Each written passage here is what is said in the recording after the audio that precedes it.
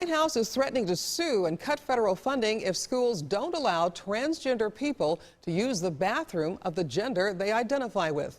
41 Action News reporter Brian Abel talked with Madeline Johnson, a transgender woman here in the metro, who says a new move by Kansas will end up in the Supreme Court. That's right, Cynthia, and she knows a thing or two about lawsuits because, as you'll see, she's a lawyer. Now, the new move in question, a change in policy by the Kansas Health Department that makes it more difficult to change your gender on your birth certificate. And Johnson says the move is discrimination.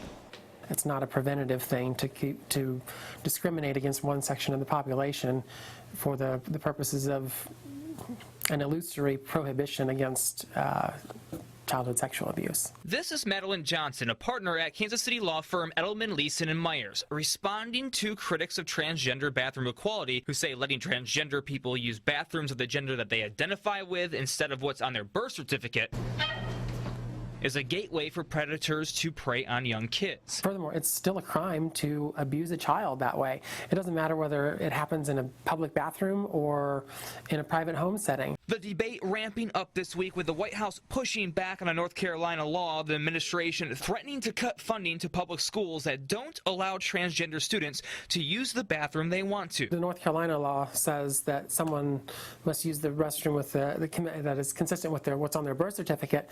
Someone like myself would not have an issue because I have an amended birth certificate. She was able to do this in Missouri by showing proof that she had her gender surgically changed. That was also an option in Kansas, but that's changing. The health department is tweaking its definition of why a birth certificate can be altered. Only if it was recorded wrong in the first place can it be changed, effectively eliminating the option for transgender people to amend their gender. In a statement, a spokesperson for the health department says the existing regulation is not in compliance with Kansas law. With these changes, the regulation will be brought into compliance. Doesn't surprise me at all right now. Johnson thinks the new regulation is denying transgender people the right to their identity, is unconstitutional, and will be in front of the Supreme Court within the next 3 years. When a transgender person is born, nobody has any way of knowing until a person exhibits the behaviors of being or of expressing their identity or being a gender that's inconsistent with what the doctor wrote on a piece of paper at the time of birth.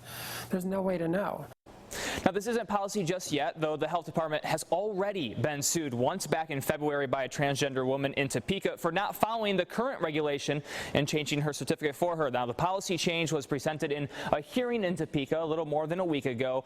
All of the comments from that hearing are being reviewed right now. Then the health department will submit the changes to the Secretary of State before the new regulation is officially enacted. This could be in the next couple of weeks.